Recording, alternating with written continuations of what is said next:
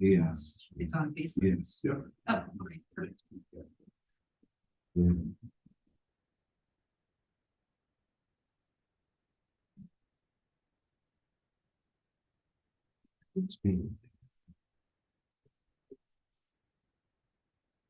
It's on YouTube too. I'm on right now. Okay, perfect.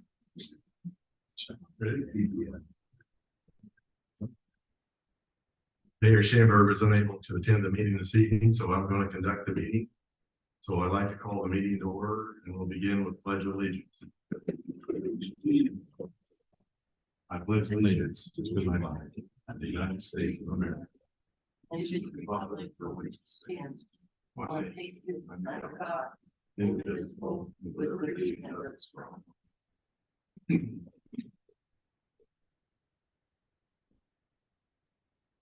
First item we have this evening is our consent agenda. Would you like to present it? Absolutely. Let's see, we've got 5 items on the consent agenda. Chippewa project, we've gone over slightly. There was additional quantities that we needed to add to the project, so that's on there for your approval. The fire department fire truck, we ended up not being able to get a 2023 chassis. So that has the increased price for the 2024 chassis. And then also the fire department voted last Monday to contribute 35,000 of their donation funds to the purchase of that truck. So that felt a great deal. Got a couple of Sierra Malvern licenses, and just the grant agreements for the KIP grant, which is view the airport runway lighting project. And minutes from the meeting. Okay, so we have a motion to approve the consent agenda. I'd like to I'll make say a motion. something real quick, if I can. Okay, Yeah, I did catch some heat about voting no for the fire truck last time. So I just wanted to explain myself a little bit.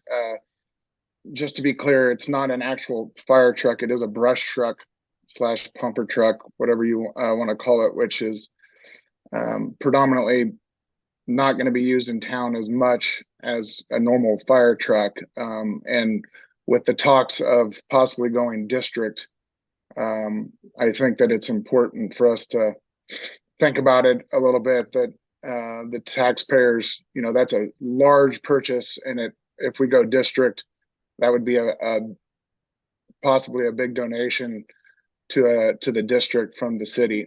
That if we were a district, it would be coming from a bigger pool of taxpayers, and probably from people that are going to be more apt to be using the brush truck for versus people in town. So I just wanted to make that clear, that I always support our fire department, but I always want to put the taxpayer first.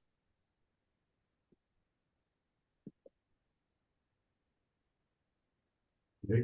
Any other comments? We have a motion. You made a motion. We have a second.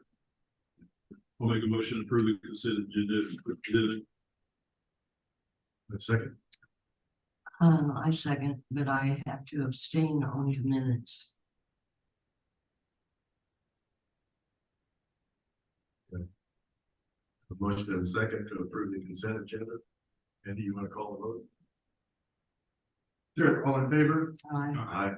Aye. All opposed? Motion passed 4-0. Next item is resolution number 2023-19, unsafe and dangerous structure, 310 Hiawatha Avenue. So this is a property that we've been talking about for several years now, well before my time here. at the city. We were at the last regular commission meeting.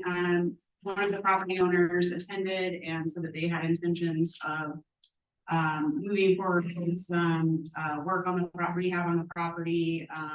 One statement was that they would be getting a building permit that week, begin working on roofing and then also siding. Nothing has happened with that property. So that was it's been a month now since that.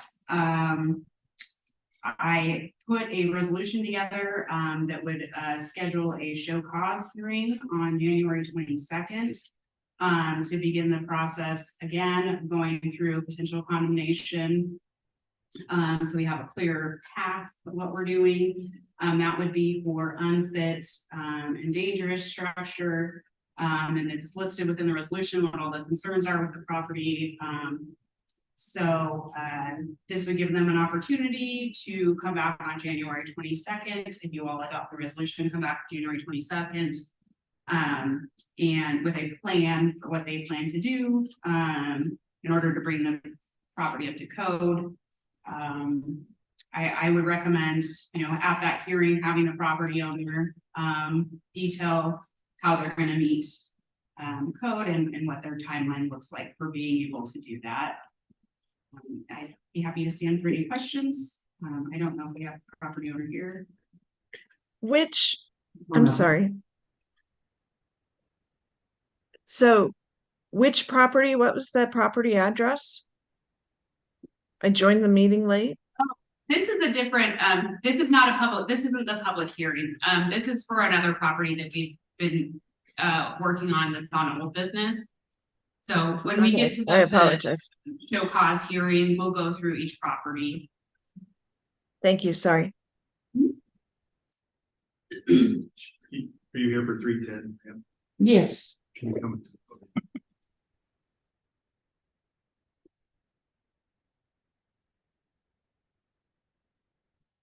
I did not come to get the building permit and work on the roof that day because Sorry, can you identify yourself? I'm Michelle Martell. I'm one of 4 owners of the property.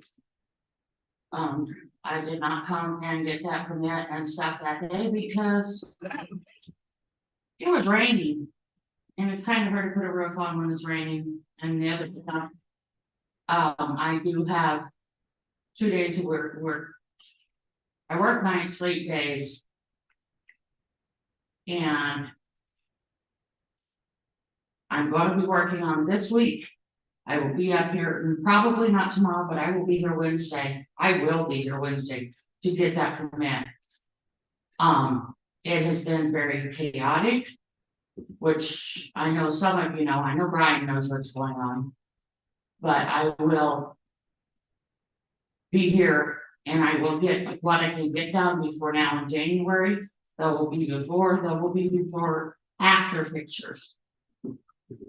I got a list from, man, I can think of what her name was. Of what needs to be done. Her and I have talked. We're going to work on it. Between now and January, there will be differences shown. Especially as long as the weather hangs out. As Brian said, if we cannot really right now put new shingles on, they're not going to seal because it's not warm enough. I'm working, but I will work on the sorry, I got the letter in my pocket. I will be working on the basement foundation, the windows, and siding as much as I can between now and January. Like I said, we're gonna have to wait for warmer weather for the shingles. It's the best I can do right now. It's just me mainly doing the work. My brother is severely handicapped. So doing the best I can.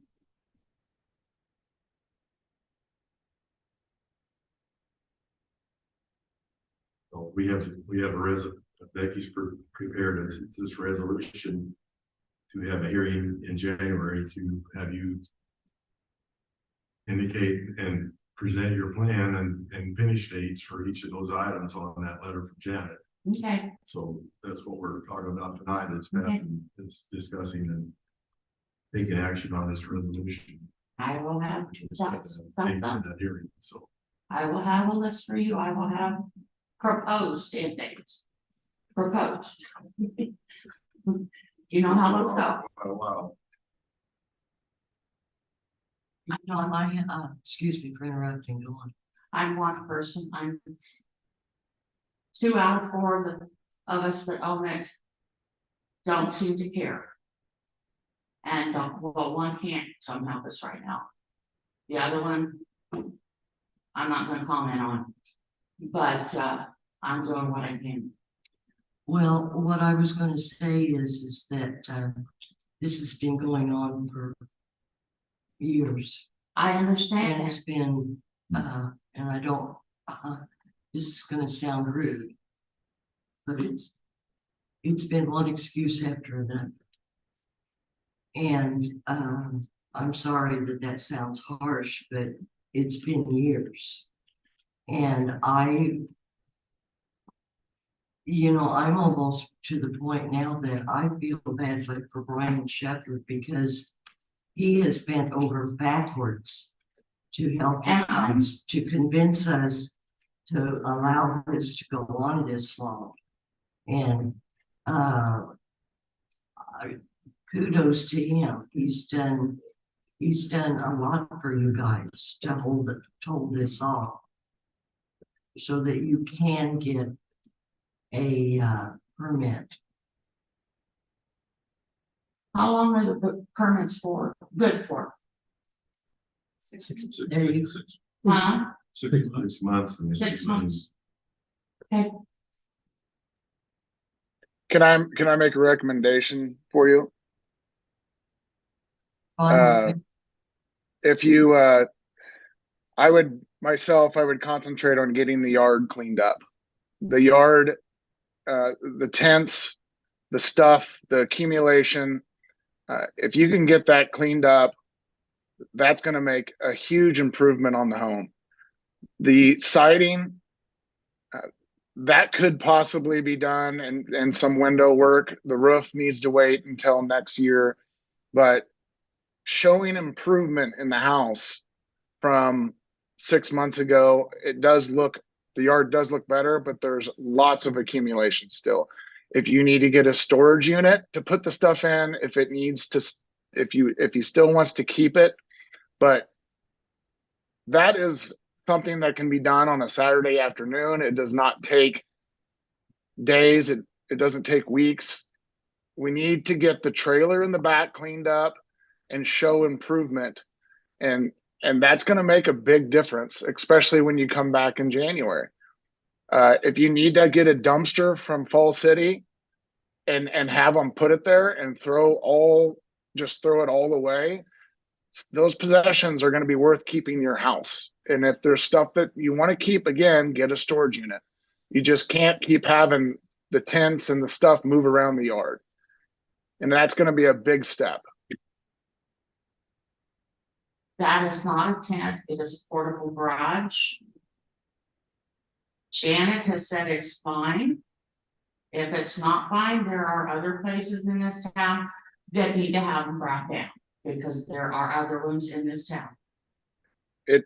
Anyway, It's a recommendation. I know, Brian, I'm just letting you guys know. It might be okay, but they're not the best to look at, and you need to do something about making the place look better. And that's going to be something that's going to make it look tremendously better.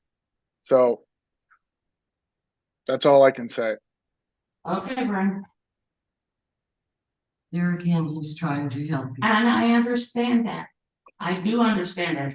I very much appreciate everything Brian has done. He's the only one that has been working very well with us. And you've all been working with us, but he has been gone above and beyond, and I understand it. Okay? Like I said, right now, I'm one person. I have things to do tomorrow. I have to be out of town for a little bit tomorrow. Wednesday is supposed to be nice. I will be out in the yard first thing in the morning. I will be up here first thing in the morning. And get permits, and it will be done. Okay, Well, as Commissioner Riddendorf said, there is a resolution and we'll go through it. okay. Okay. Final meeting report. Thank you. We have a motion to recommend to approve this resolution. I'll make that motion to approve the resolution number 2023-17.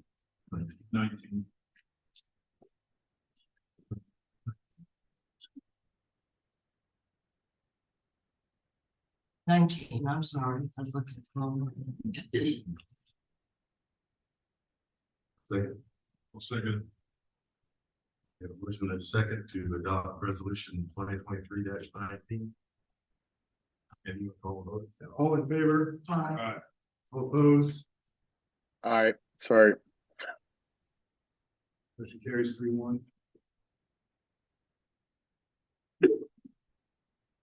Right.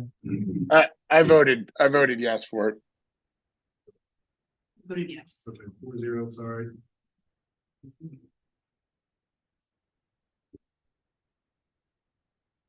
The next item is to have a show cause hearing for unsafe and your structures.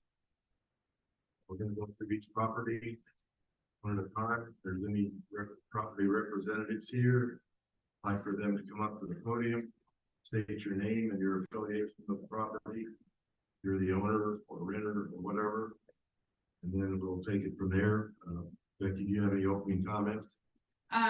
So this was, back in September, the commission adopted this resolution on 13 different properties that were identified as in violation of unsafe and dangerous code. So we have had some, different communication with some of the property owners, and I put that in a note in the commission action report. I do know that some property owners were intending to come and discuss what their plans are for the property. So, and then I would like to see us potentially, after the hearing, you know, whatever comes of the hearing, you all to make a decision on each property, how you want to move forward. If we do move forward with any resolutions, I would like to do, a resolution for the repair order, resolution day. I'd like to do that individual resolution by property versus trying to get dates for different properties in my resolution. Properties 914 Market Street. There's 2 commercial properties. I think the railroad owns those. Anybody here from the railroad? So I did have a conversation or an email conversation with someone from the railroad. They initially said that, yeah, keep it in. Where you show this slide.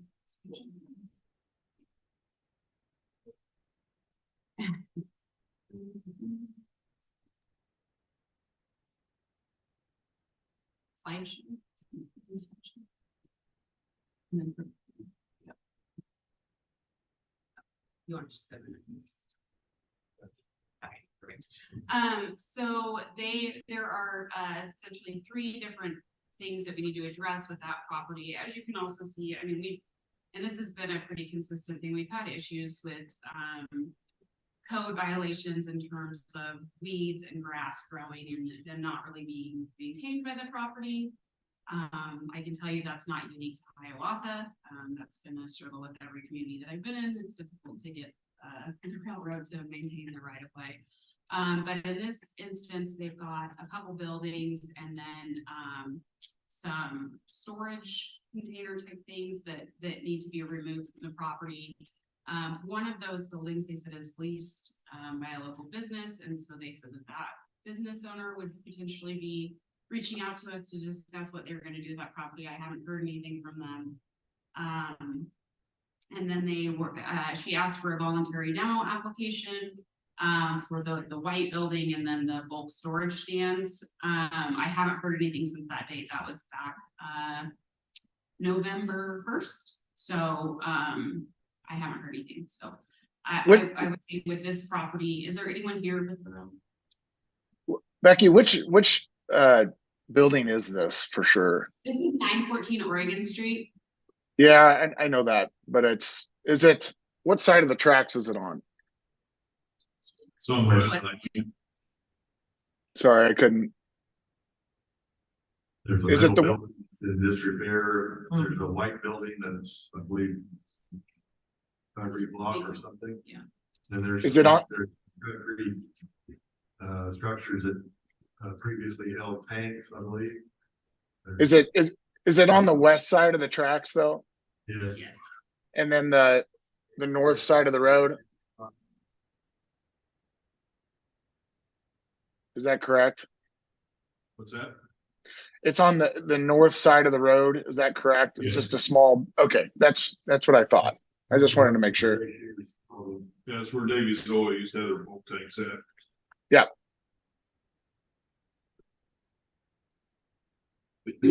So they did ask for a voluntary demo application, which I sent and haven't heard anything back. Because we do have obviously labor costs with our staff and it does take time to take things down. And then we're also discussing, we may need to rent equipment in the future to do these demos. If we go out to bid on the excavator come January. So I would recommend that if we're going to take any sort of voluntary demo, that we maybe get something out of it, like some commitment to maintain the property. Like I said, that we haven't heard anything else yet, so that's where we're at. They just had their excavator over there cleaning up. Is there any way, I mean, does it take approval or could you just go over and talk to those guys? They're cleaning up on the other side of the, to the south. Okay, So it might just be an idea to just go talk to them. I don't know, it might be an act of Congress for them to get approval or something, but they're on, okay.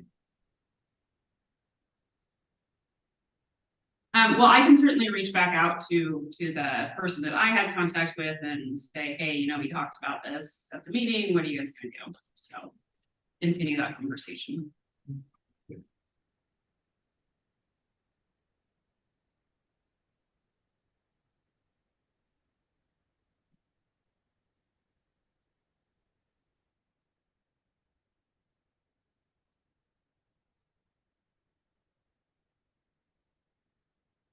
Next property is 1101 Miami Street. Anyone here that represents 1101 Miami?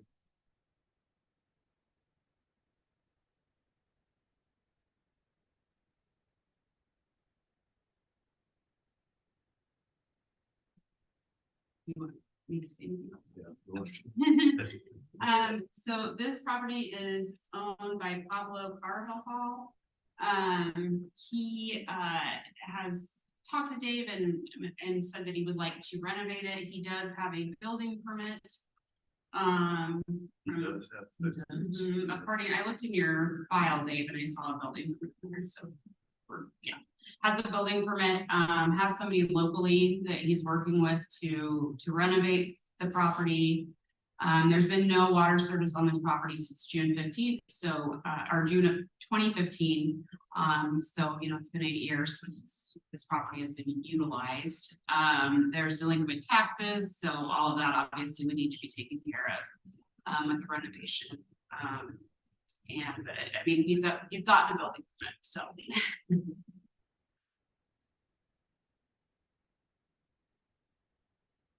So he's got a permit there, we need to give us time to take some action. Any other comments?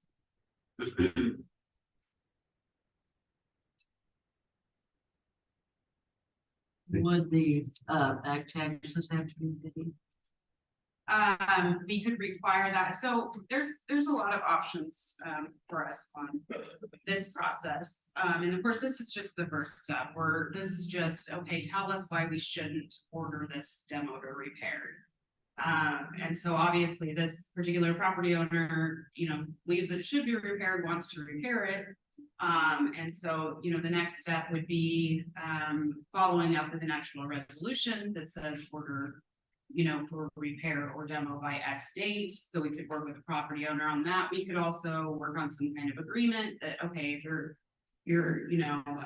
committing to doing these renovations within this period of time, we could have some kind of written agreement.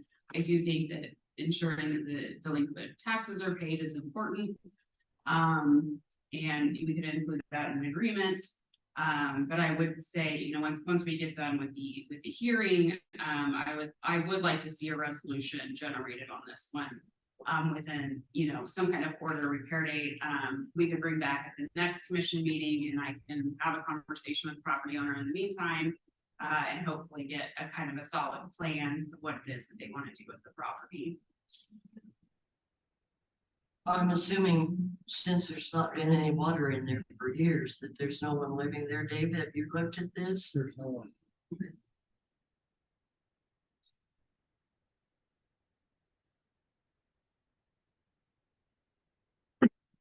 There is no one currently living at that location.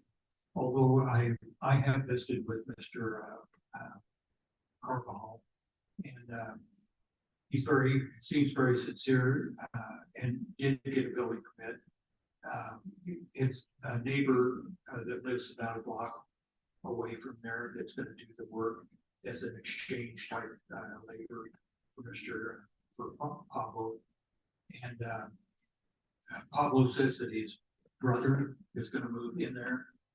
And but that's yet to be seen. I don't know, but they have pretty extensive plans to rehabilitate the property, and I trust them very good at that. And I've spent some time talking with the gentleman that's going to do. And they have a contractor's license. Person's doing. It's if they're doing it, it's an exchange labor. So it's like the individual maybe doing some of the work themselves, as well as the adjacent property. So the answer to that is no, he's not licensed. The answer is no. Yes, that's correct.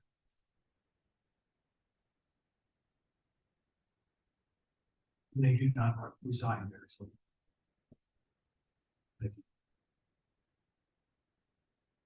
Other property. Big properties, 1109 Delaware. So this property, the property owner is Brian Freer. Property I looked on the county assessment, it has a assessed valuation of 31,610. There does appear to be a lien on it from the JD Bank.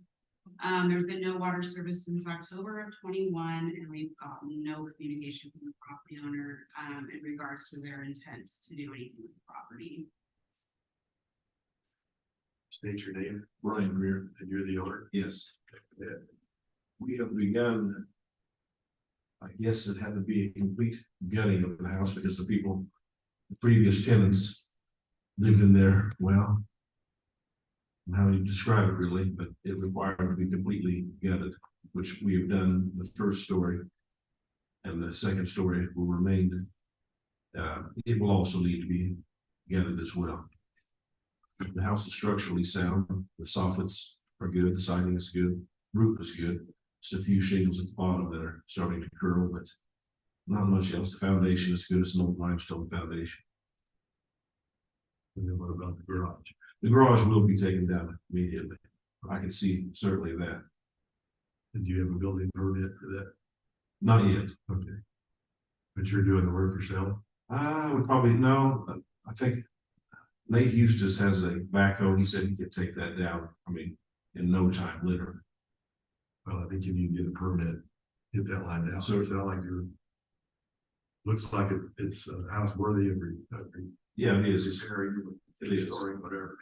Yeah, brother-in-law is intending to get it from me, and he's trying to secure the funding right now where they can do as much of the work as quickly as possible.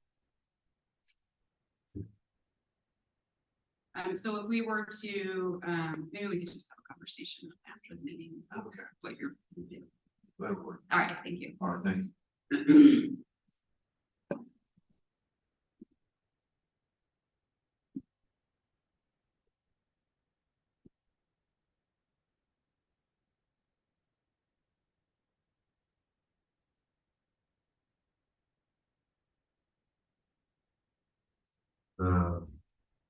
Property is 110 North 11. There was a shed there that I think's been.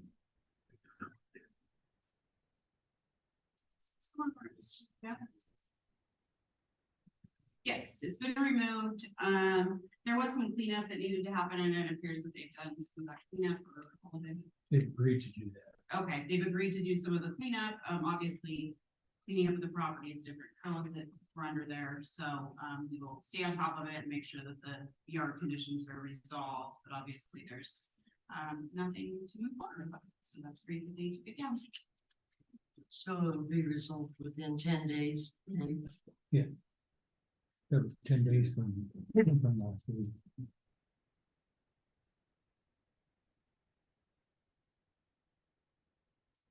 Next, property is. One Kickapoo. I don't know if there's anyone present for this property. Dave has been in contact with the property owner. There was an unlicensed contractor on October 30th that was installing new siding. He got a contractor's license, so that is taken care of, but the property owner has not gotten a building permit and doesn't intend to, is that? He has never taken measures to do that previously. So, Okay, so he's done work without getting a building. yes, What do we do about? it's a violation of the, We had decided that to city court. Okay.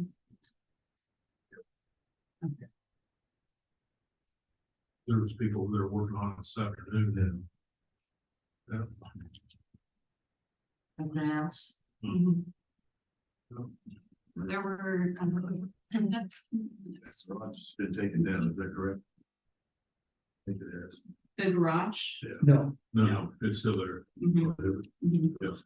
Can you go forward? I was watching that work. Mhm. Yeah. Jury trust. Good. Well, it's not updating on there, so maybe it's just stuck. I don't know. Yeah, that's not so. Okay. Okay, well, but yeah, the garage is still there. That's nice. Which one? Yeah, that's the one that we're just. Brian Britter. Yeah. Mhm. Okay, for some reason that's not updating with the TV, but.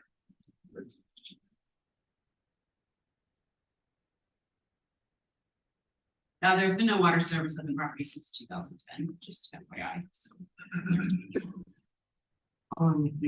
Yes, yeah. So if we could bring this property back to an operational use, that would be amazing. I have concerns with the property. So that's.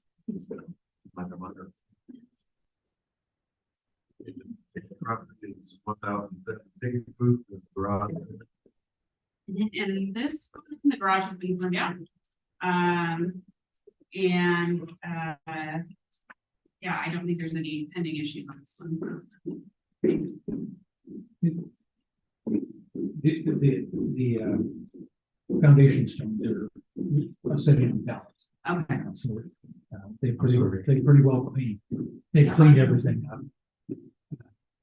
And the foundation stones for the old garage are stacked on that pallet. Okay.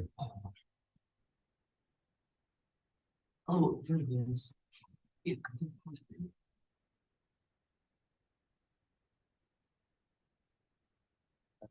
the shed is not valued at that. That's what the residential needs to do that.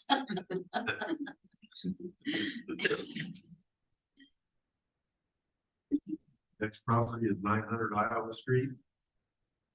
So this is the property that we had a fire on, earlier in the year, total loss of that fire. We did an emergency demo order and then he property owner applied for, voluntary demo. We didn't do anything with the garage and outbuildings at the time.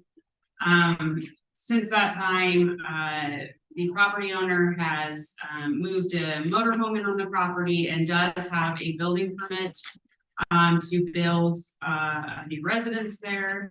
It would, according to the permit, it'd be a 30 by 40 dwelling. And I think they got 6 months on the permit. He can live in the motorhome on the property as long as he's, moving forward with, putting the new property on there and, has the building permit. So, we haven't heard anything at all from him on what he intends to do with those 2 properties. We could potentially just approach him if he wants to do a voluntary demo on it. But I think right now he's got a lot of stuff in those buildings, so obviously that would need to be addressed. Oh, great. Ready to go there? Yeah. Dave Joseph Mendez. I started, putting tin on that roof already. I started 3 days ago. I got it all stripped out, 2-inch strips of 2 foot. I started putting tin on it. I probably have, maybe 4 pieces of tin I put on the roof now. Tomorrow I'll be working on the other side of the roof and jacking it up to get the roof level. That roof's been that way for, I don't know how many years, but it's been that way since I got it. And it's never fell down or anything, but it's kind of got a bow in it. I gotta get it jacked up. So, but all I'm asking is you guys give me 90 days and I'll have to fix that up. When I go back home tonight, I'll be over there putting tin on the roof stick.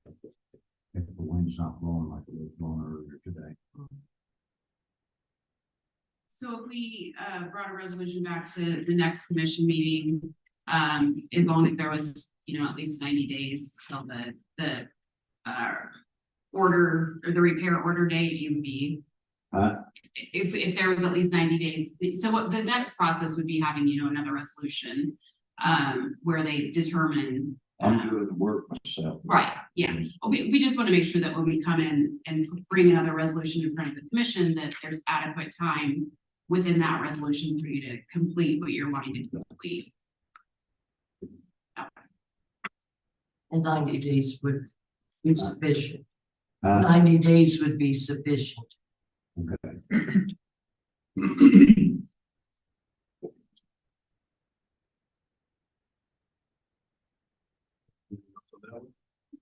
Thank you.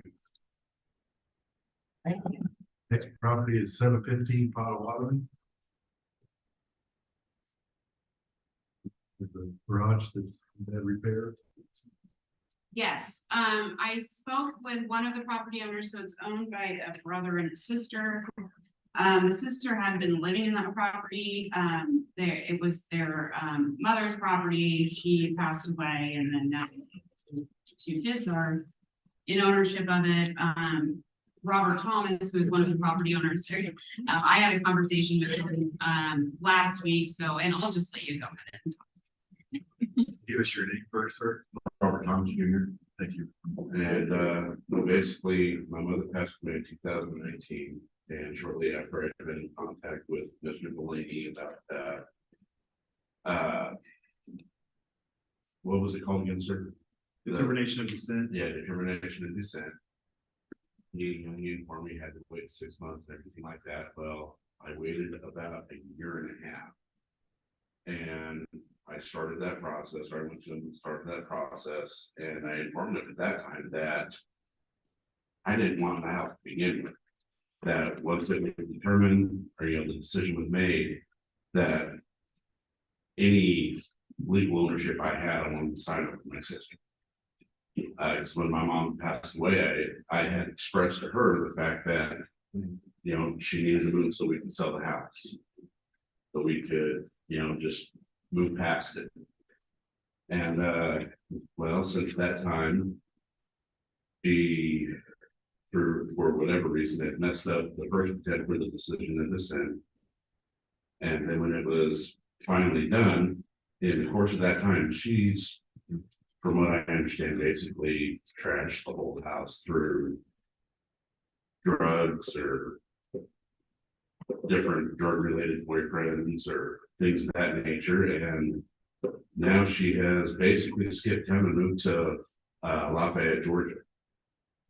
And before she had skipped town, I had talked to her about the notification I got to see what she could tell me. Because on numerous occasions, she'd come and say that she had someone interested in buying the house. And what I thought, and I'm like, yeah, sell it, you know, and she never, none of the taxes were ever taken care of on it. And then this last time we talked to her, she said someone was going to buy the house for the amount that the taxes was, or is. And which didn't make any sense to me, she said that they wouldn't sell it to them because they had already started the process of forfeiture or foreclosure. That's what she said, foreclosure for a tax sale. So fast forward, here we are. And I had talked to Becky about donating the house, but I don't know, since my sister has left town, what that's going to involve dealing with her. If I would need a signature from her for the ownership, or if mine would be enough. And she said that she would talk to the city attorney about that. We'll work, so. Well, Mr. Thomas has always been pretty good about working with the city, so I don't think if we bring back the resolution, I should have something from him worked out. If that's the goal, is to donate that to the land bank, I think it would be an excellent land bank category. And the title is clear if we can get Brooks' signature, so I'll work with you. And I do not have an address for her or anything. She's Maybe she would add. I guess. Won't be on thoughts. Have at it. If she's brought back here in, you know, with some new chrome bracelets or something, I don't care. I just, you know, the headache she has caused me on this situation, and I want it done. I don't want anything to do with the house. Which was why, you know, if the first time we did try doing the decision to send it, it would have came back to her birthday, and I was gonna be like, happy birthday. Here you go.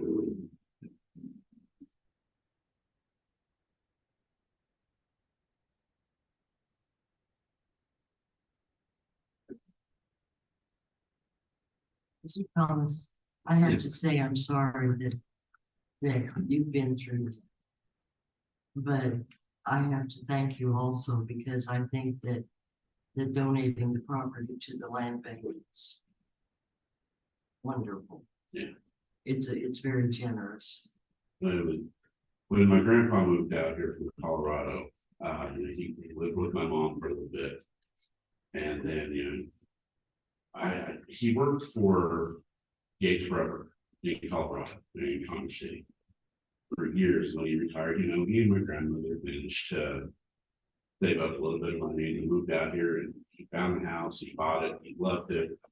He added on to it, he had new siding, new windows done, everything like that. And over the course of time, from my mom passing away till now, my sister has just destroyed it. Mhm.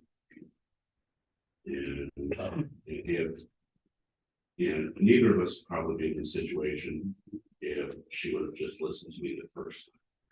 When my mom passed away and said, hey, you need to find somewhere else to live, so you can get this house. Well, you and Andy evidently work quite well together, so, What do you think? but thank you. So thank you. Yeah. Thank you. I'm sorry, can we go back to 10-11 ticket food? This young man right here is for that property, and I think it's good. Move your chair so you can talk. Sure.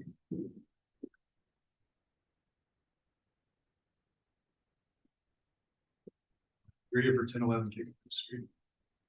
What'd you say? You're here for 1011 Kick. Yes. What's your name? Charles Molly.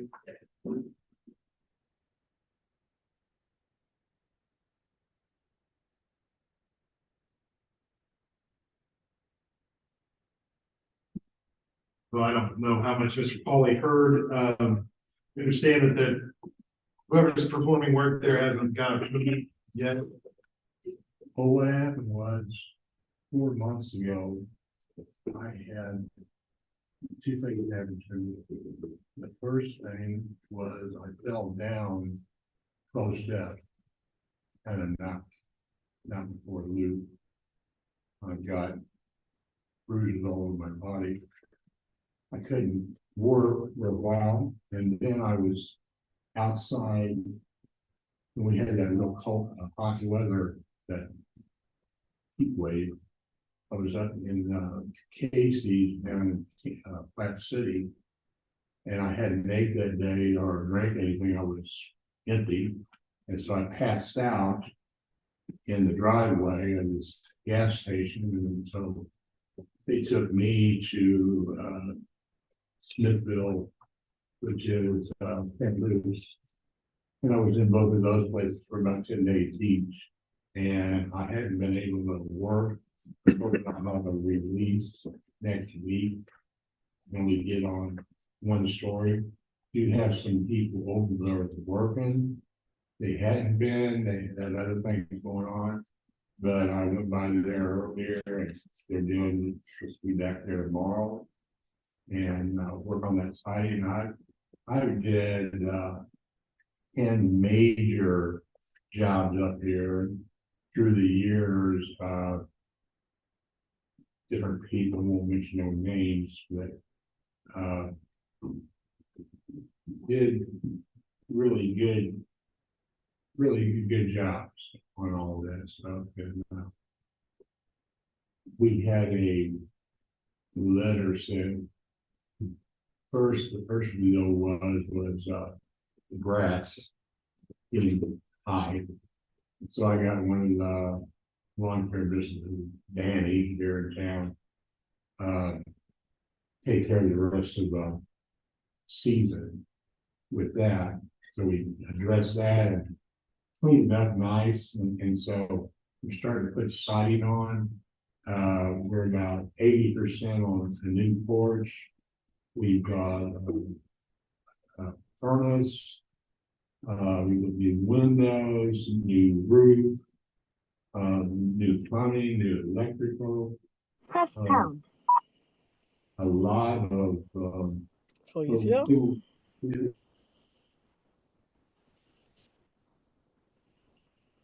You are in the meeting now. There are 4 participants in the meeting. You are muted. You can mute or unmute yourself by pressing *6. You have been added to the waiting room. You cannot talk or listen until the host admits you to the meeting.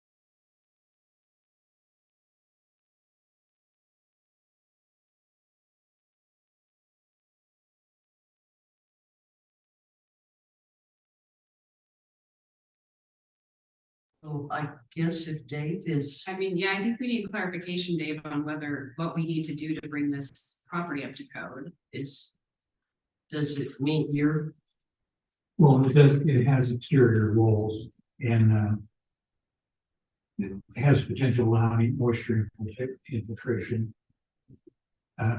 So if you could do something to the siding, not on the north side, but on the south side of the structure, then it still has a framing there for the old greenhouse. You know, that's understandable as long as I agree with you that there are yard conditions that are not on here.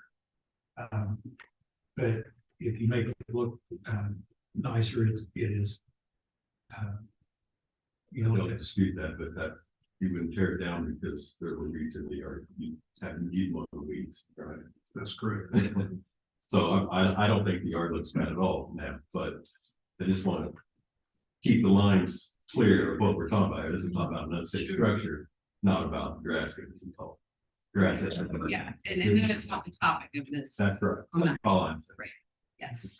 It doesn't look good, we can address that, but if it's unsafe, I need to know what to do to make it safe. That's what I'm pushing on here, is what needs to be done. And so it Otherwise- sounds like you're saying that there are issues with the exterior that allows weather to get in and that kind of thing that needs to be that has been addressed. resolved. Okay, so, no, I'm sorry. so It doesn't look pretty, but It that's. doesn't look pretty.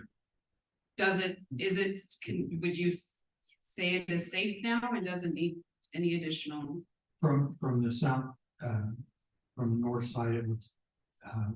The building in total, not from whatever side or whatever, would you say that the property is no longer in violation of our unfit and dangerous? That would be a good statement. Yeah. Okay, thank you.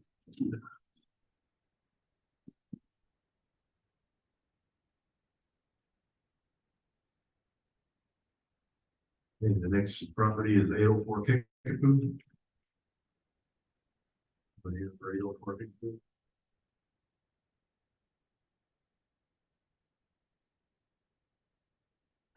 So this property, if there's no one here to speak on it, there's a new owner, Old Cedar Properties LLC, which is under a gentleman, Richard Miners. The house itself is valued with the county at $5,430. That's not just the house, it's the property. They have obtained a building permit to renovate the property, and Amy Brothers is who is a licensed contractor, is contracted to do temporary roof repairs. They are wanting to fix up the building. I don't know that we have any sort of plan, what it is that they're planning to do in terms of renovation, so that would probably be the next step unless you do have that, Dave. Okay. I think as far as our building permits go, it's a fairly comprehensive objective. And the roofing, is one of the first things that needs to be done. And I think the new owner has recently decided to have it entirely roofed as opposed to just temporary roofing. And so the building, there is a building permit, which is inclusive of the roof and the other exterior structural things. I've not been on the inside, so but he is also doing some work inside.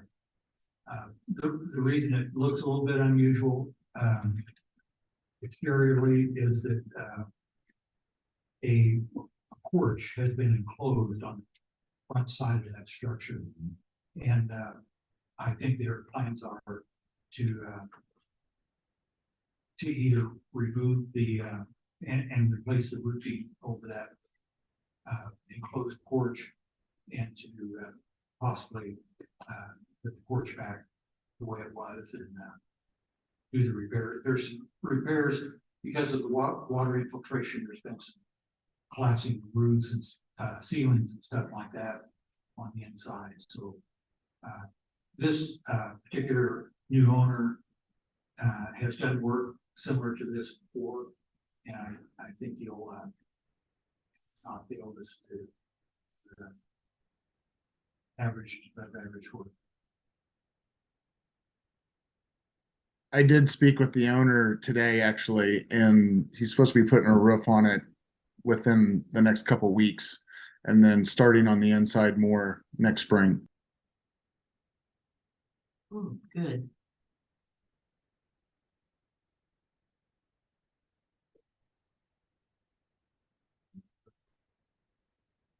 Next property is 410 Kickapoo.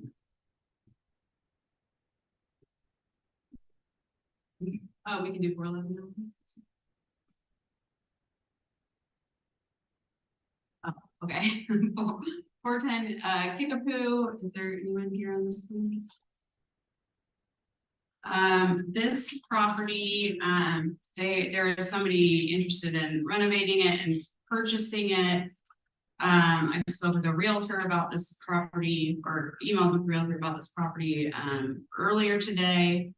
The buyer, he said wants to renovate it, and is working with Custom Construction and Design LLC. And looking at we do not have a contractor with a license, for that, nor do we have a building permit on that. Of course, I don't know that the sale has gone through yet, so it's kind of still a little bit up in the air. There's about $10,000 in delinquent taxes on the property, which would have to be taken care of when the property changed hands. No water service since October of 2019.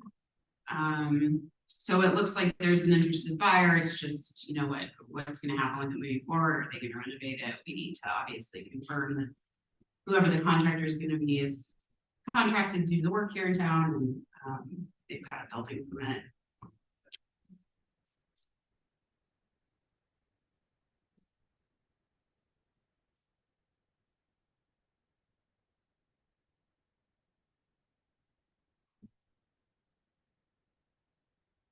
Property is 522 Oregon Street, commercial buildings.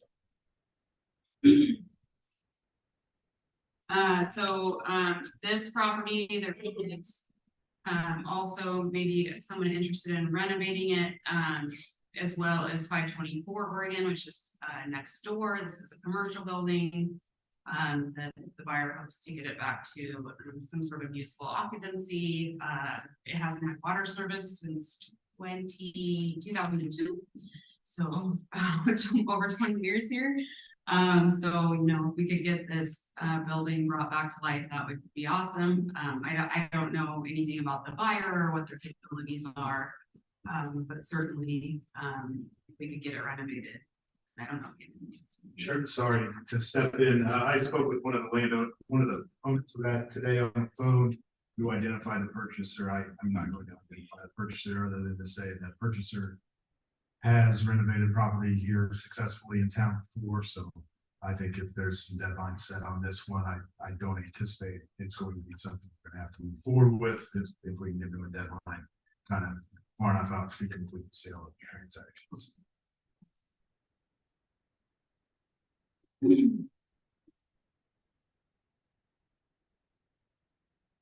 And the last property is 411 Delaware.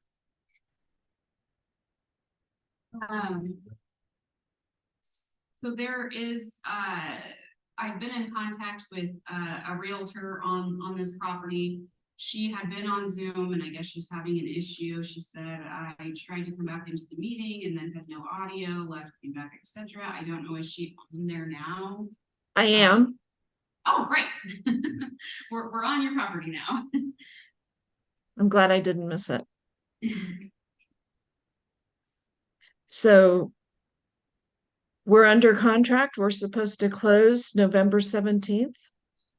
The buyer has submitted a letter that I forwarded to the city, talking about their intentions to rehab the property, to spend some immediate money to make progress and make it not an eyesore.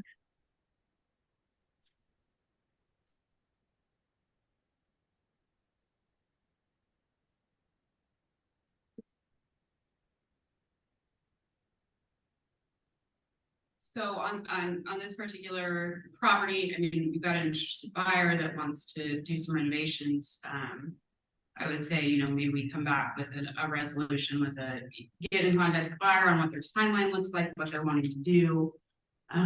You know, still keep it in our forefront, but keep an eye on it, but, you know, hope that they follow through and it's building permits and all of those things. Move it forward.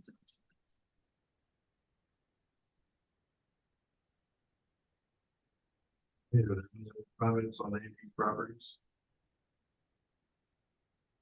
Hearing none, we will close the public hearing for this.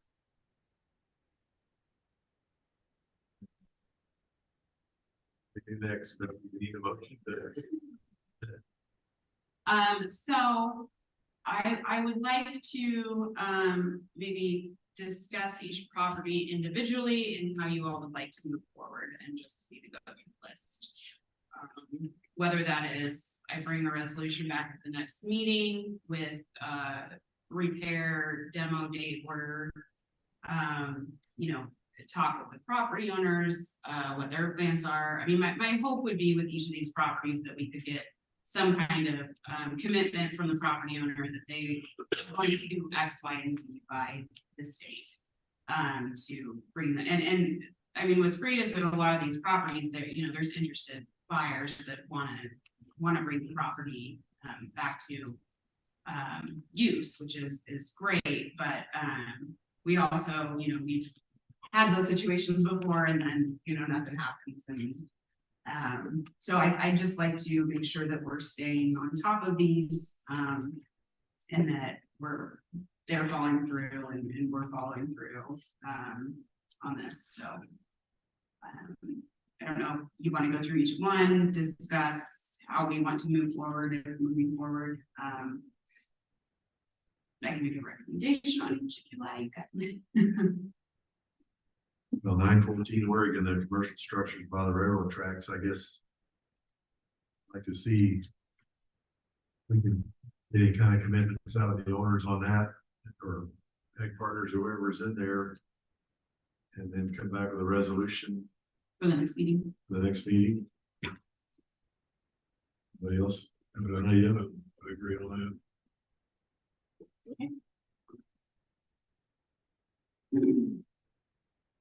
So 1101 Miami, like I said, they've got a permit, it sounds like they want to renovate it, I'd be happy to get in touch with them and see what kind of timeline they're looking at. Maybe if they could put together some kind of plan, and then come back with an update on the meeting. Yeah. Yeah, they're gonna exchange later.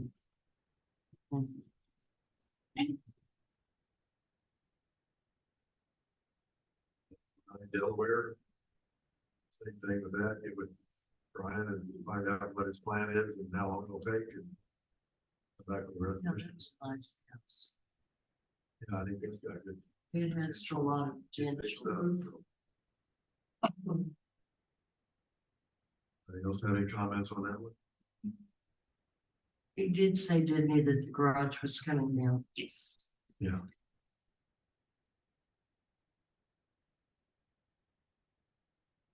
In North 11, I think that's pretty well resolved, other than some minor cleanup.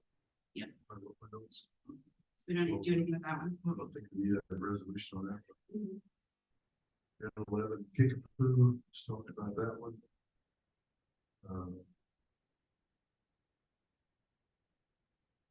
Got a lot of work to do there, and he's working on it, so it's his permit. Make a resolution with an end date, or I mean, given that he's already done it and he's done other properties, I would say, you know, and we could manage a lot of these just through the building permit process. If we could get something more substantial than just an application filled out, you know, that has an actual plan for renovation. Because there's a cost to doing the resolutions, you know, we have to print them twice, and so there is a cost to it, the certified mailing. You know, some of these, if we could manage them through the building permit process, that would be more efficient and certainly financially more efficient for us.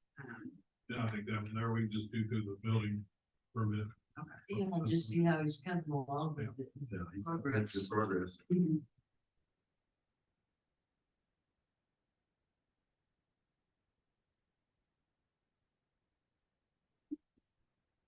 1007 Kickapoo, the garage, That one's resolved. I think that one's done. 900 Iowa Street. That's got a permit to build a new house, he's living in the RV. Told us he would need 90 days to fix that shed with, whatever he's doing, so, Next meeting, bring it in. yeah, resolution done for 90 days.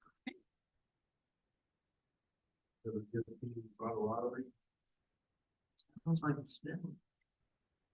Well, so that is just the Oh, garage. yeah.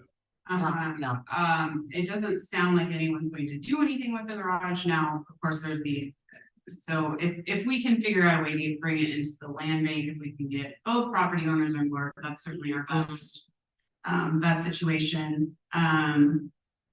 I don't know. He did also mention that his sister had said that they had started the tax sale process on this. So that also is another way to get it to exchange hands. I mean, I think we go ahead and do the final order on the garage.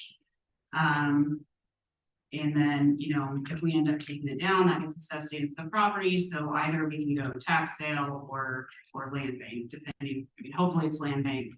Worst case scenario, we have to wait on that tax sale to. That garage is gonna go anywhere. Right. So resolution for the garage. Yeah. Is there gonna be a tax sale this year or not? I mean, I shouldn't say this year. It's Well, almost- not this year, next year. I think Andy's got some. Sure. Information. But before the county can start a tax foreclosure sale, there needs to be title work done on properties, and it's my understanding the title work has begun, but because the Kansas court system is down, the computer systems are down statewide. Part of the title search goes through that court system. So it'll probably be January, February before the county can even start that process. So hopefully next year, but it's not gonna happen this year. I was just thinking if it's gonna be a tax sale, it might be best to not go through the expense of us tearing it down. Possibly somebody doing something with it or tearing it down themselves, just if it's not gonna be years until we have a tax sale. Right.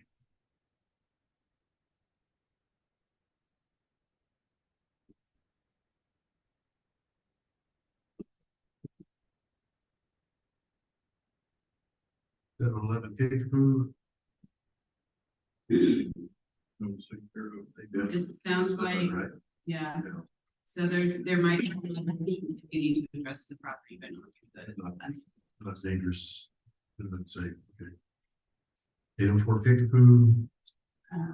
Yes, so this is the one we've got, so I think in that instance, I would like to get with the person that is purchasing the property. Or has purchased the property, get some kind of, details on what their plans are, when they think they'll be finished, and just get something in writing on it. To manage that maybe through our building permit process, not necessarily, issuing a resolution on it. 14 Kickapoo.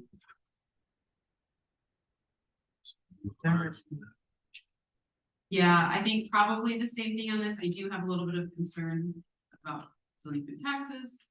But I think we can work with the new buyer, and then I just get some more information on this contractor.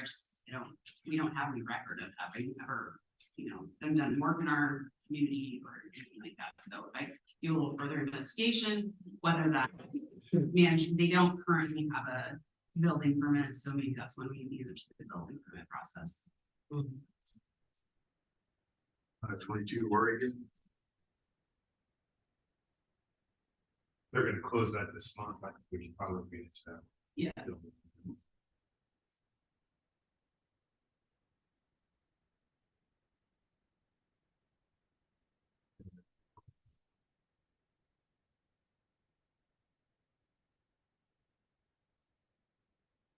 Yeah, same, I think, through the building permit process.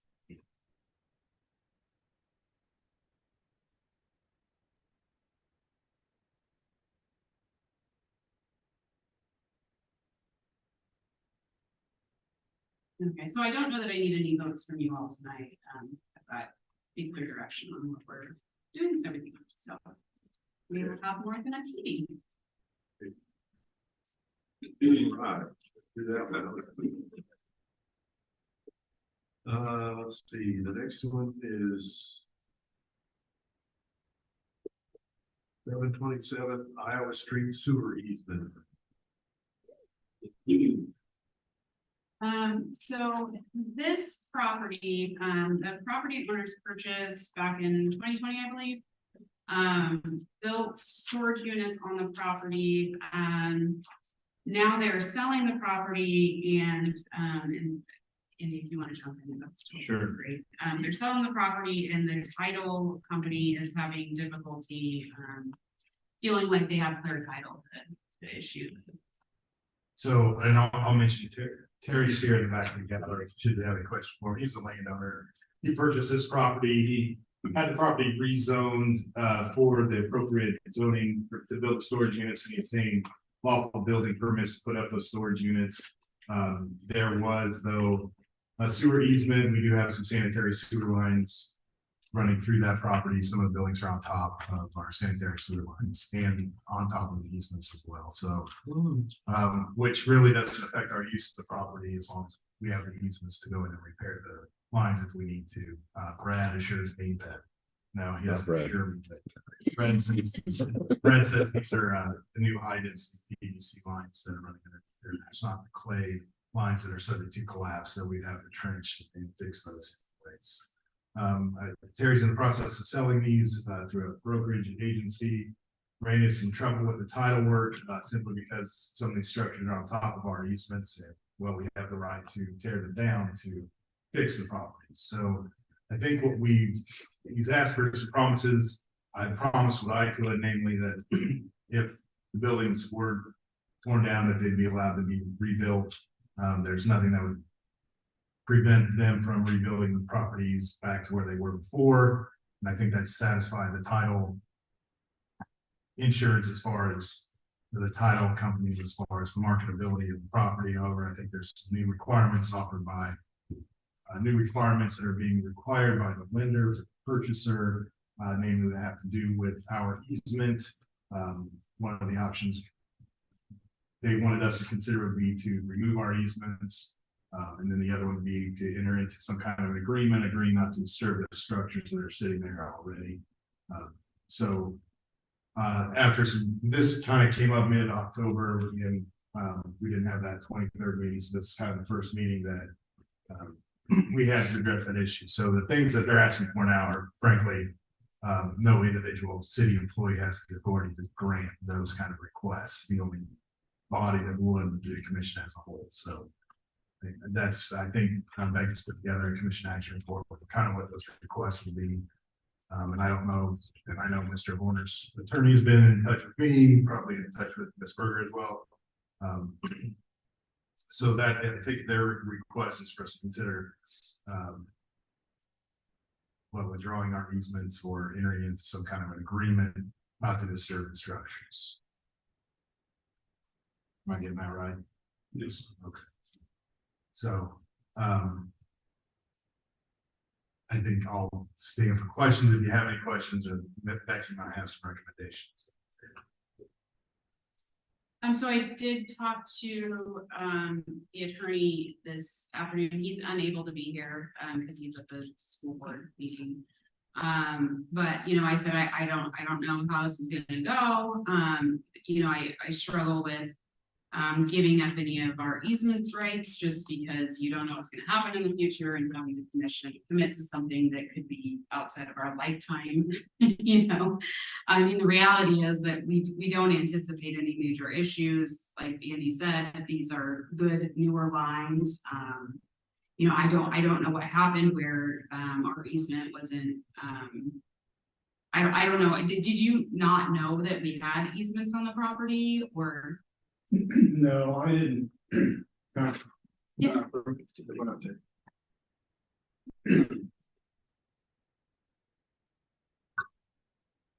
Oh, just some history of it.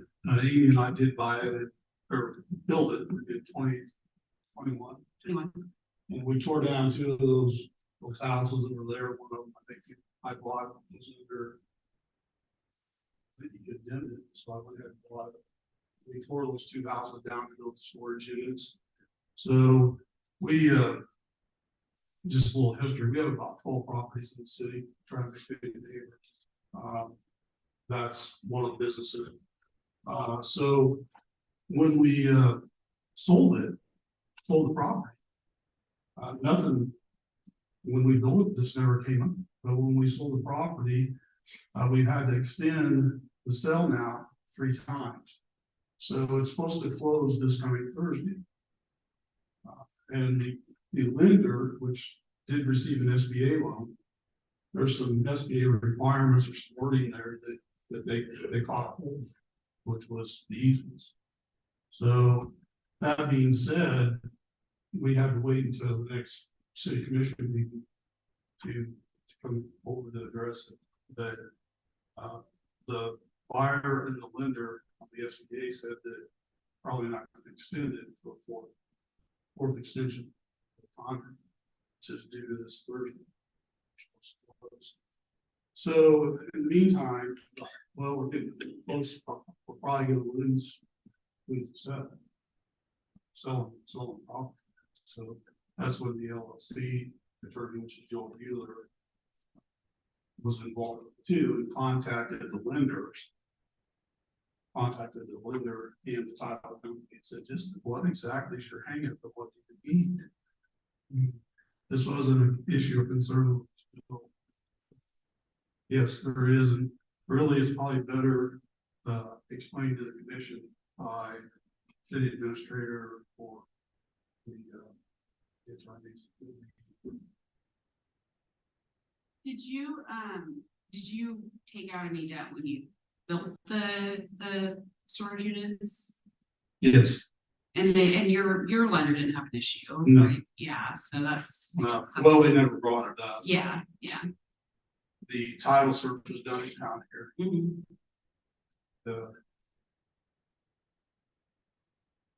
Think that the issue is with the SBA loan or some.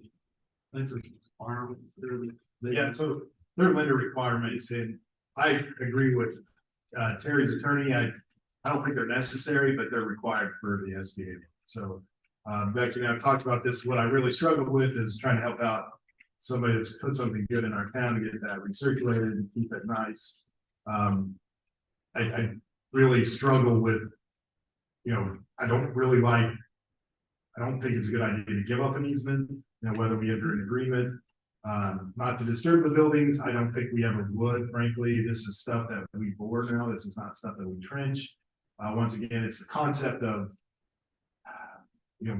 walking back easements that we paid money to obtain, I think that I struggle with, as opposed to trying to help somebody get these marketable, because I think, the purchaser would be kind of a larger with some more resources that would be able to take care of the buildings. And I think the buildings they look nice. I think they're full. I don't know if they're full or not, but I know that they're being used. So a couple of things I struggle with, and I'll be pretty frank. I struggle with the concept of walking back on an easement, or I struggle with the concept of giving back our rights that we obtained under an easement. But this one, I'm looking to see it, we're talking about a catastrophic event if we're going to need to use our easements under this. We've already got what we wanted. The original easements were for installation and maintenance. After the install, you can see from the easements they walk back, they're now just maintenance easements. They've asked for maps, but frankly, the map they've come up with is better than a map we can put together. They're very difficult. We don't have the GPS tracking equipment to track our sewers like, but they have a pretty good map there. So this one is kind of just going to fall to the 4 of you tonight, whether or not you want to authorize the city administrator to sign some kind of an agreement whereby the city would agree never to disturb those structures in the event that we need to replace or repair the structures. So that's, I think, would be more palatable than withdrawing the easement. So if that makes any sense at all, what I'm trying to say. I don't think I'm in favor of giving up the easement, but I'd like to try to help this out so we can get your sale done. But I don't think we're gonna give up our easement. Is Brad there today? Coming up to the mic. Yes, I'm here. Brad, is it at all possible if we were to have an issue to reroute the line and still stay within our easement in a worst case scenario? How far does the property lays at this time? We would have to, we're up against the railroad right away as well. And so looking at this lays, we're kind of stuck where we were, in my opinion.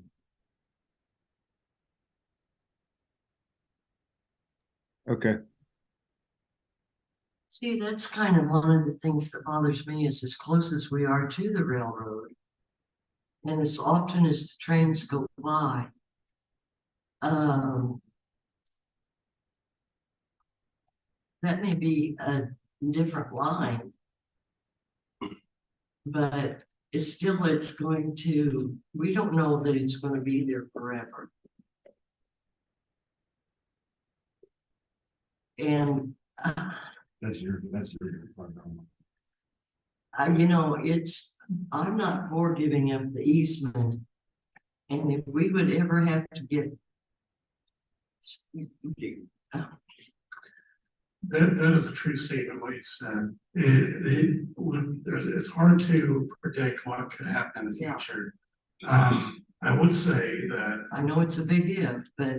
There's technology now, and Andy's correct, that where we can go and apply sewer lines and bore things now.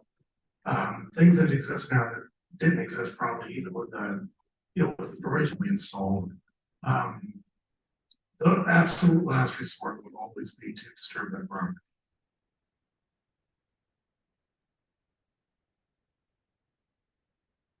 The deadline is, right?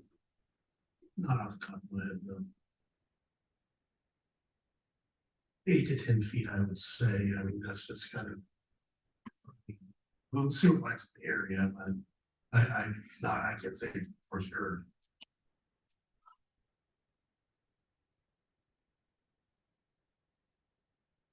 Anybody else have any comments, Brett? I mean, it's just a crummy situation. Like, it's because we've got federal and SBA funds involved, and they want to dot their I 7 times and cross 70, and it's just. But I mean, what they're asking of us is a tough thing to accommodate. I don't think they would entertain repeating what Andy put in his memo about, I mean, they didn't take it the first time. So the requirements boil down to what they would like is for the city to withdraw its easement, or so that there's an alternative would be to enter into an agreement with the landowner, with our agreement not to disturb the building. So, like I said, I'm not really wild about the concept of either, but it's just a concept, because I don't know if you put it down statistically, are we going to touch these lines again? Probably not, but you're right, never tell. So I would think, though, in the same way when we did the street project, we had a lot of landowners with irrigation systems out into our easements. I mean, it's not illegal to build over the top of our easements. We just reserve the right to tear them up if we need to replace them. So I remember driving around town and seeing that. We worked around those to preserve those as much as possible. And Brad's department does a very good job of disturbing as little as possible when it's time to fix some of that stuff. So, like I said, there's an alternative that they're looking for. Like I said, if the commission signs them forward, I would be more comfortable with the agreement not to disturb the buildings. Obviously, if we have to disturb the buildings, that in the future, that's going to come at a cost to the city.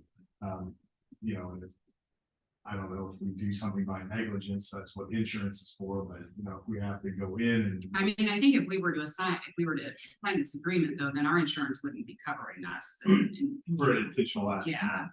I mean, I would assume it would still cover us for negligence or happenstance. That's what insurance is for, but not for the intentional act of disturbing the buildings to perfect our need. But if they're 8 to 10 foot deep, that's probably, well, like I said, it's gonna be more sun to get trench. But it's tough, it's tough, it's scrubbing all the way around, so. I'll say that I'm not in favor of letting go of an easement or guaranteeing that the buildings won't be affected. It's just, that's forever. And I can't say that that's a smart thing to do. So He said he's not in favor of either. Thank you.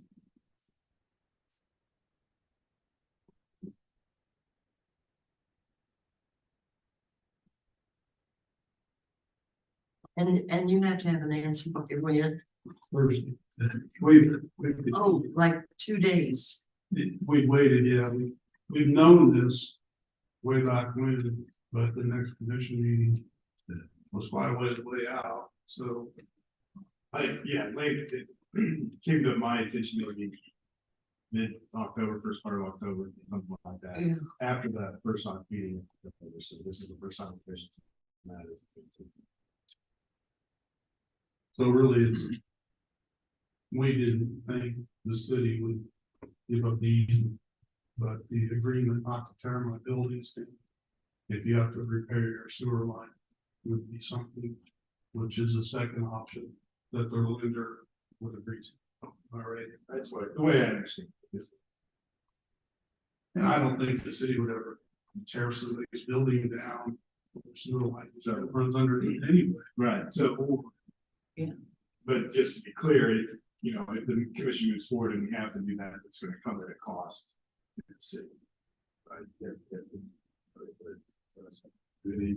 Your buildings connected, these sewer lines that are down there, office or anything like that. There's an office there. There's an office there. So what happens if that line breaks underneath your building? If we agree to not tear your buildings down, then now we go fix that. That's, The sewer line runs on the edge of the building. There are, the sewer line, I'm reading the map that I just received a few days ago. Back up just a second. The buyer had their own survey done. It wasn't very thorough. So I had to go out and hire another surveyor to be able to do it recently in the last 3 weeks. So what we found is that the sewer line, there's 7 buildings on slab, only runs underneath 2 of the buildings, out of 7. However, it's on the corner of 3 buildings. On the corner. So we thought that 3 of those buildings would be, if you did have if you had anything right around those 3 corners, you just dig.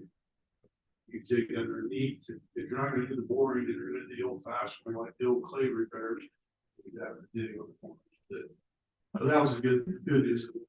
The other thing we learned was this, I believe Andy, the 96 plans for them easements really are the sewer lines in different locations. That I didn't read the legal description. Okay. I mean, I didn't draft a copy of the legal description. I kind of went off the map that was provided. So. So we're just basically now at the mercy of the building on this property to approve the property with the never knew that we would never be able to sell the property. When it came time to have a fire, this issue came up. Because if you remember the 2 houses that were there, Amy and I bought those properties, and there was enough land there to build this business. So I think what we're asking is just that there are 2 options. What I asking for request. One is the easement behind it. Like Mr. Lindenborg said, the easement's just fine. We're not going to pay that. But I've we would hope that you would entertain the agreement that you would come in there and tear my building down. If I tear my building, tear my concrete up, tear my building, my storage unit, each one of those are 120,000. We would, I mean, common sense tells you, you wouldn't tear a building down, to fix a leak. The sewer line, would you anyway?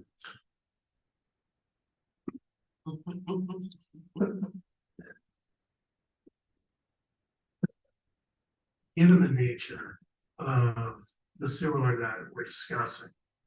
And unfortunately, this is what I would say is one of the main collectors for a large part of town.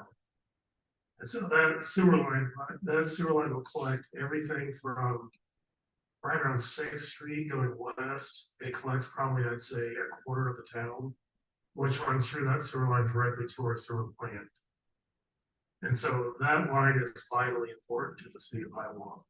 The pressure line. It is not a pressure line, that's a gravity line. Yeah.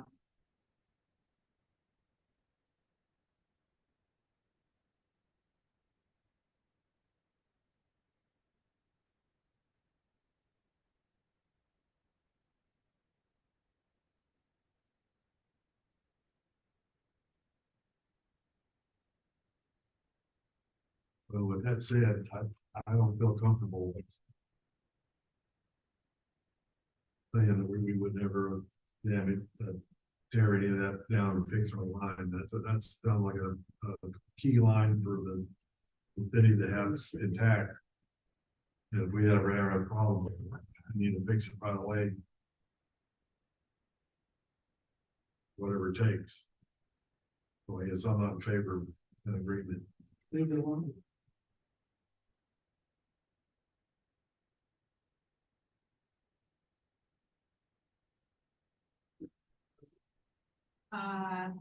This would take a motion Yeah. to do something, so.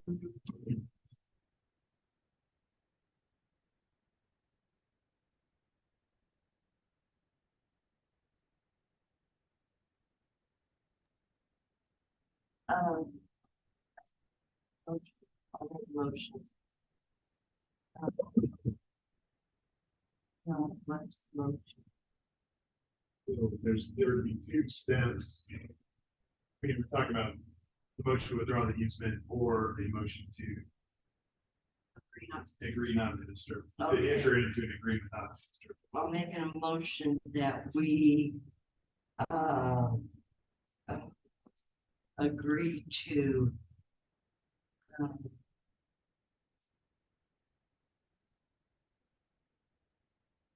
give them the easement. Terminate. No, the landowner gave us. Yeah, so it would be a Agreement not to disturb the buildings is what they are looking. Okay. not to disturb the buildings. and access.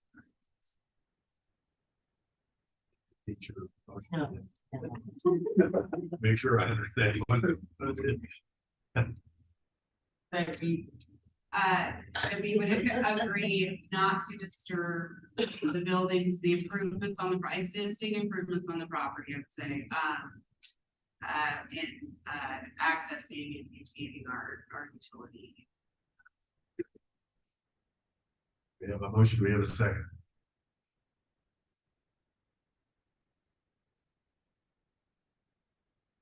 We have a second on the motion.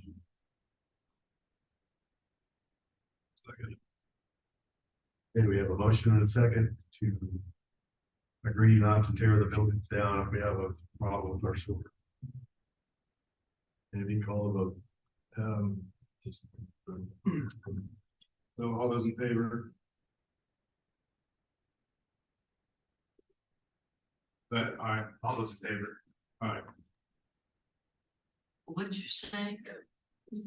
Well, I'm trying to vote on the motion, so all in favor of passing the motion.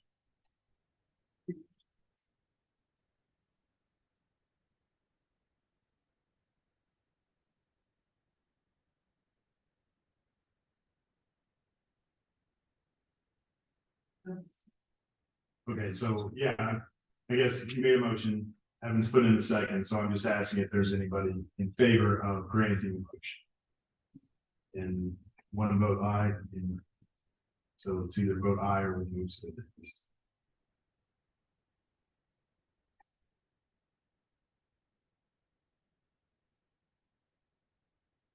So all those opposed, say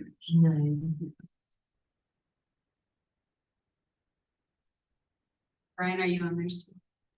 I am, but I'm incredibly confused as to what is happening right now. I am too, Brian. So I think Tony put the motion forward in order to have a vote on it, not necessarily in support of it, and so now you all are voting on whether or not to enter into an agreement to agree not to disturb the properties and accessing our sewer utilities.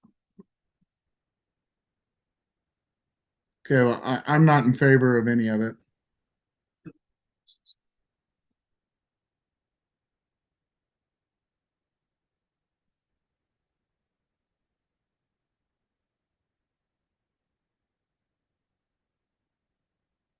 Which did not pass.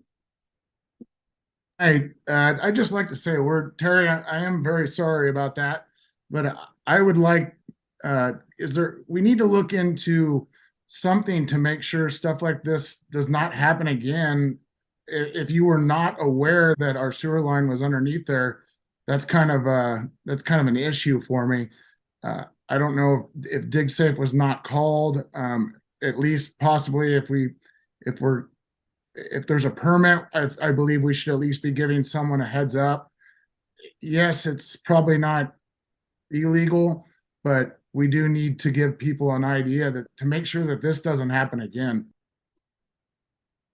Brian, I appreciate you saying that, but Amy and I are in a tough situation now because with the permits that we received to build it, we cannot sell the property. So what's going to happen now is the lawyers are going to have to fight it out because I have no other option. My wife and I have no other option to sell that property. No one is going to buy it. So that's why we asked the city for two options. We knew the easement, giving up the easements, which we found the easements. I don't think they're in the correct location anyway, but that's for another day. So what concerns me is Amy and I are now going to spend a lot of money with lawyers to, it's beyond me, my legal expertise. So they're going to have to figure it out and then come back to the city.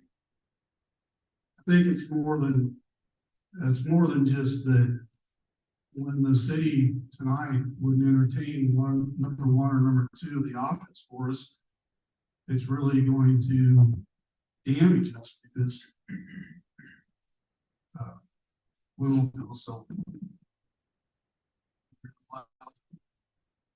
to improve.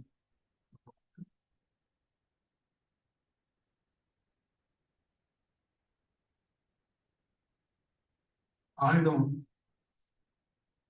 really, it's not my battle to fight really at this point. It's a legal battle, but I don't see where the city would put themselves in any type of risk or liability to say that you aren't going to come in with a bulldozer or a backhoe and tear one building down. That happens. We didn't cut you off. Yeah, I think that's a situation. I'm not quite sure. Obviously, Mr. Wookey, he saw some concerns, and Commissioner Hall did entertain a motion. So, but I think we need to look at it. My wife and I now we have a different fight on it. Since option number 2 wasn't entertained by a majority vote. We can't stop here. Now we have to Well, I mean, we've been a good LLC for the city. We have at least 12 properties here, our business. We rarely hear from code enforcement. Properties are different. We've got properties out there. Just wish the city commission would reconsider.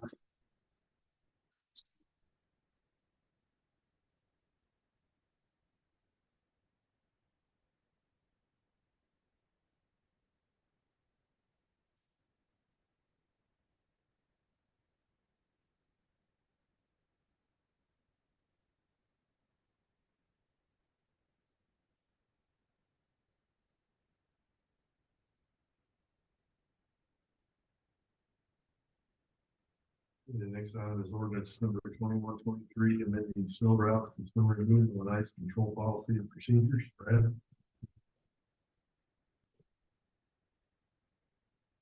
Yeah, so I was,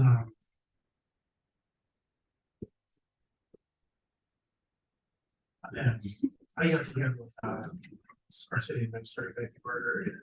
All we would like to do is we would like to have a snow control and ice control policy and procedure. And we have a good reason for this. That this will be good for the public to know what our procedures are during the snow event. To remove snow and ice from the city streets. We don't have an official policy right now as far as snow removal goes. We do have some designated snow routes that I would also like to add some routes to that. But really, this is just getting a policy in place that the public will know what's going on during a snow event. And that way that I think that can clear a lot of confusion, and that can really be a tool that we can use to communicate with the public in a better way. And so really this changes not really much from the way that we do things now. What it does change is I just want everybody to know the fact that we'll be plowing all the streets in Hiawatha during a snow event. And so it just puts everything into a policy. So that's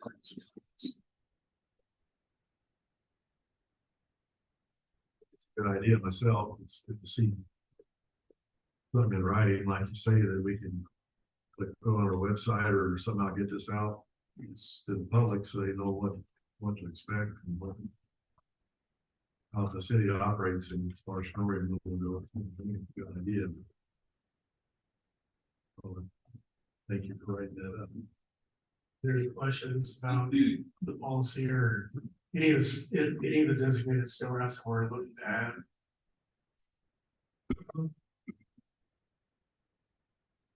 Question and answer that the county is supposed to maintain some of our main arteries.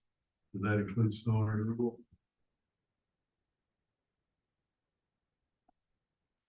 I don't know. That's a question that I don't know the answer to. I can find that out for you.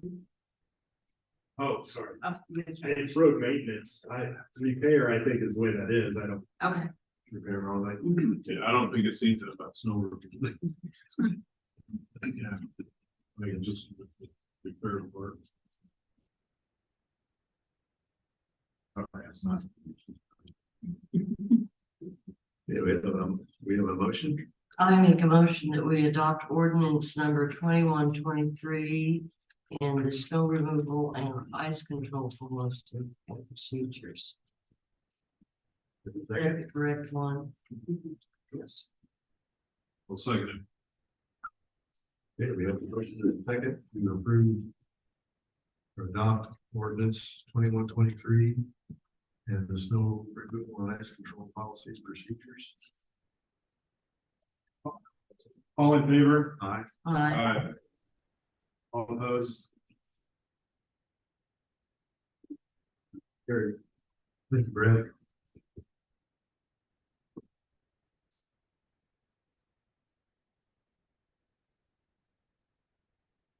The next section, I think. We've got a whole bunch of communication items, several financial reports for, the month of October. And additionally, we've got our financial dashboard for June through September. It's been a little bit since I updated, and you guys, we have that. And then, we've got code enforcement activity reports, from, Janet through, November 8th. And I'm planning on getting this to you monthly going forward, so you all can see what we're doing with code enforcement. Fire department, report for the month, municipal report, October report, and then the minutes from the October 12th housing, we have advisory board meeting, which were adopted at their last meeting. We do have, just to know, we've got this Thursday. So I wanted you all to be aware of how things are progressing with that board.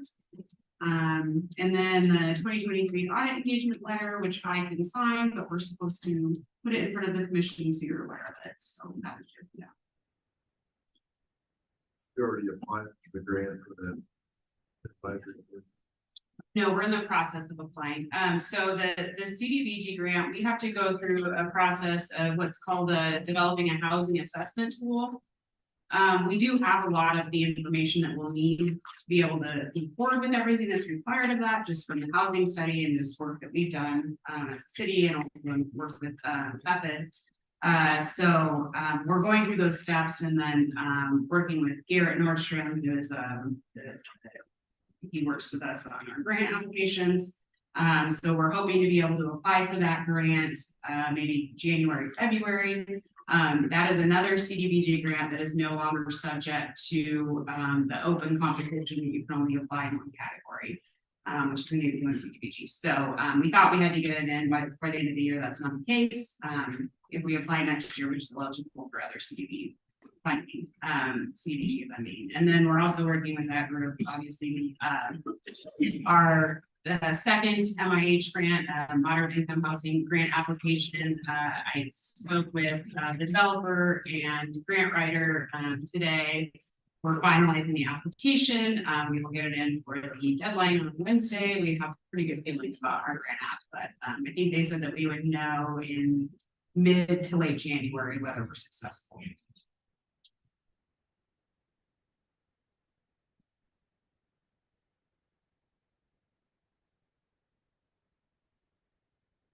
Anybody have any questions for Becky? I do have one more thing that is kind of, I'm struggling with what to do here.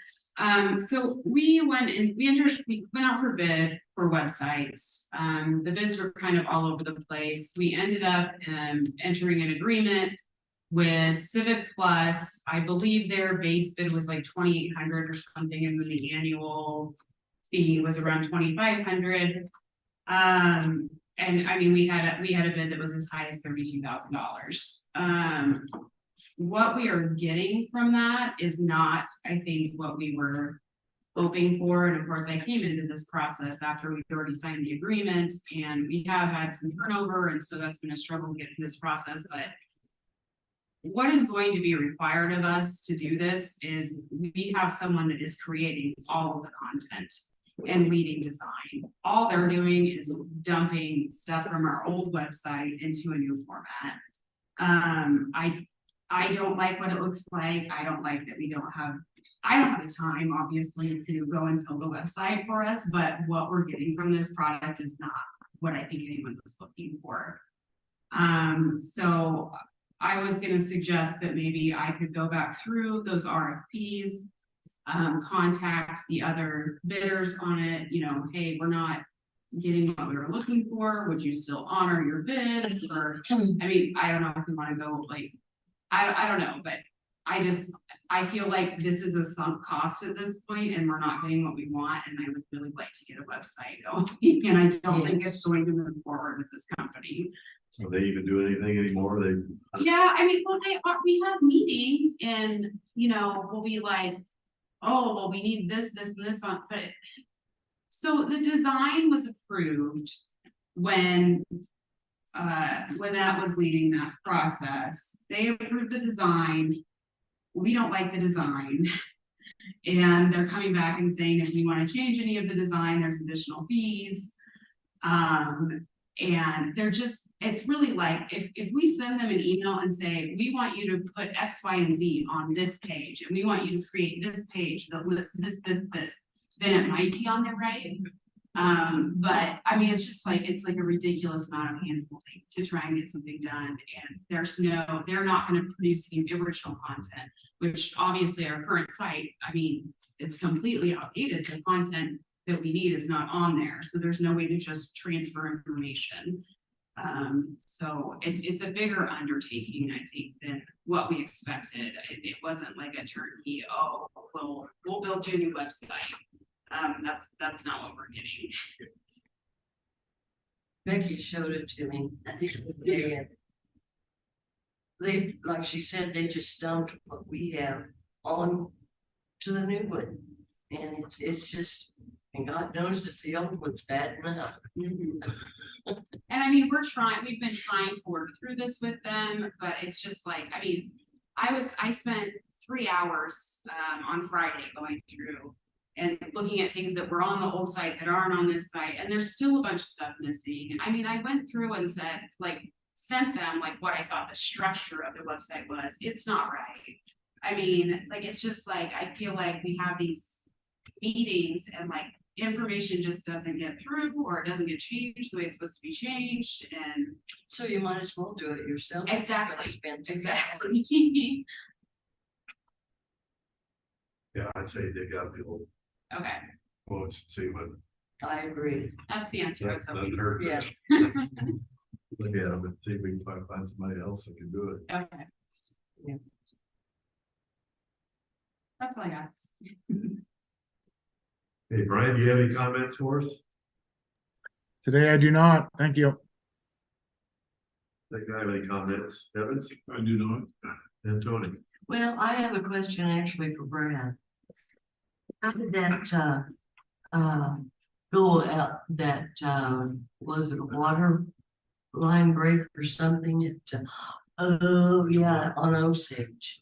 On Osage, yeah. So what happened there, that's one of the blocks on Osage. That was Thursday night. Yes. And so what happened there was the boring contractors that are putting in for the line 4A well.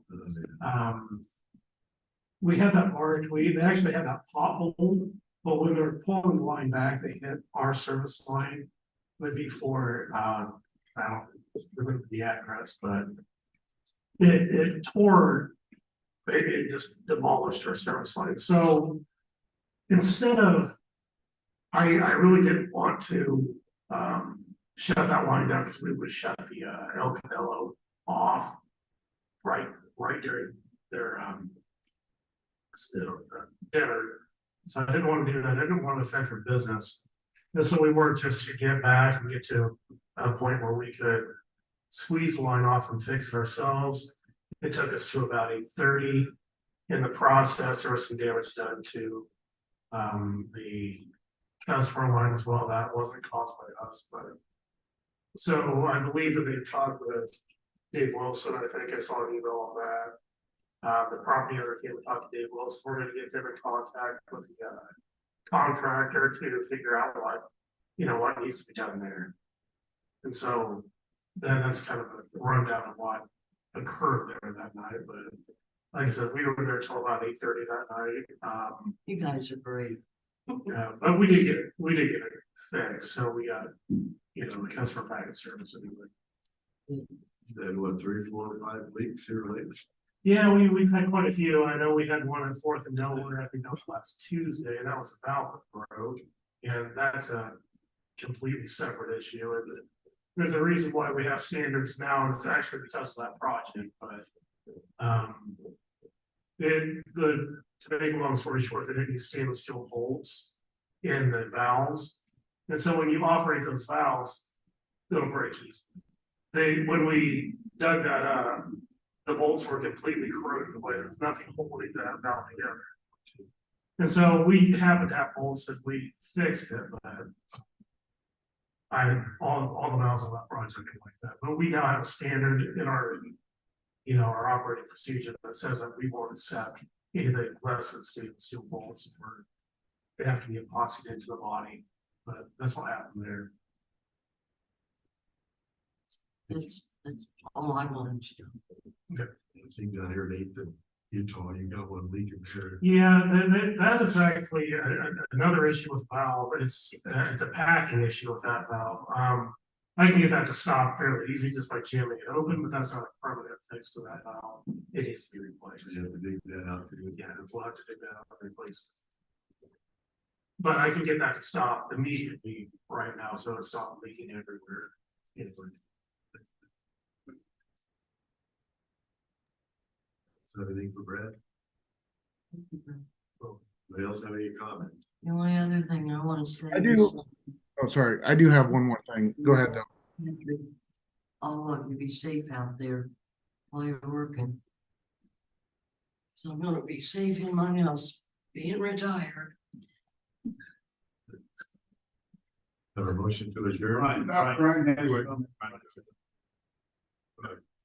I've got something I've been thinking about for a long time. I would like to explore the idea of no longer having pay for commissioners anymore. The amount is so minute. I believe that if you're doing it for the $100 a month, that you're probably doing it for the wrong reason. And what I would like to look at doing is our Hiawatha pool is probably one of the most important things in town for the kids during the summer. And we've raised rates. There's lots of equipment that's not working. We do have more money to get some of that stuff fixed, but I would like to allot that money to go straight towards rates for the pool or for repairs. And it would be really nice if we could look into doing something like this by the end of the year. And I don't know if anybody else has any interest in something like this, but the school board is a non-paid position. And it's such a small amount. I think we can do better things with that amount of money.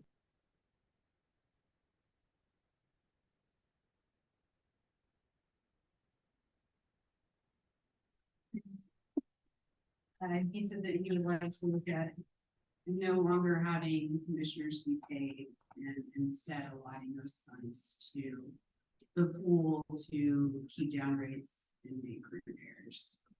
Did I get that right, Frank? Yes, that is correct. Any other comments? Motion to adjourn? We'll make a motion to adjourn. For a second? Second. Andy? All in favor? Aye. Bye. All right. Thanks, everybody.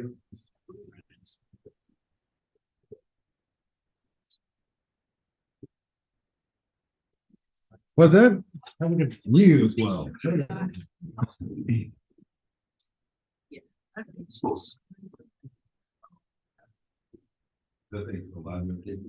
Yeah, Patrick, we're waiting on you to speak. No. I was just gonna say. Right.